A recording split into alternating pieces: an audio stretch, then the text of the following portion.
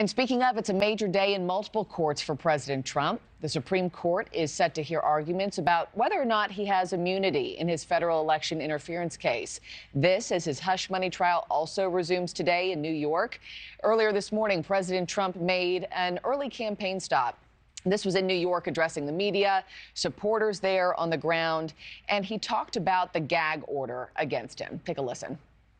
They've taken my constitutional right away with a gag order. That's all it is. It's election interference. This whole thing is election interference. A poll just came out a little while ago, as you saw yesterday, that we're up in every swing state and up by a lot in every swing state. So I think we're going to do very well. This is the worst president we've ever had. He's destroying our country.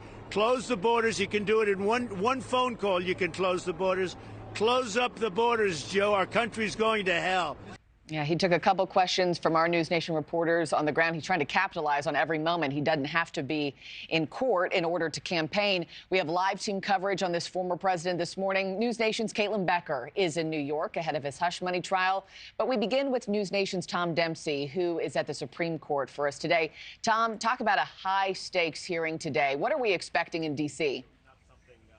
Hey, good morning, Markie. Well, we expect oral arguments to get underway in just about 2 hours here at the Supreme Court building in Washington, D.C., with the justices hearing whether or not former President Donald Trump should be granted presidential immunity in the federal election interference case. To put the importance of this hearing in perspective, if Mr. Trump prevails in this, it could lead to the whole case being derailed and the charges against him potentially being dropped.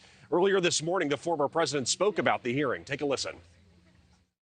We have a big case today in the Supreme Court on presidential immunity. A president has to have immunity. If you don't have immunity, you just have a ceremonial president.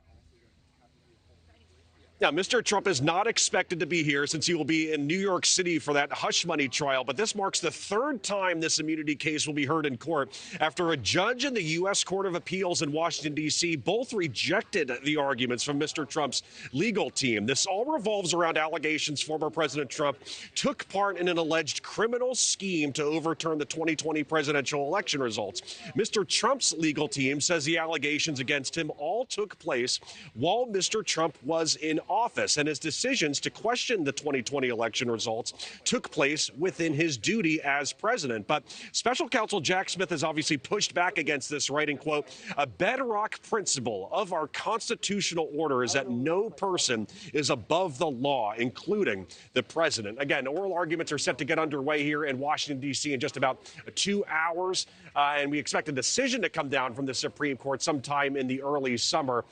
If the Supreme Court rejects Mr. Trump's legal argument, that paves the way for the official federal election interference trial to begin.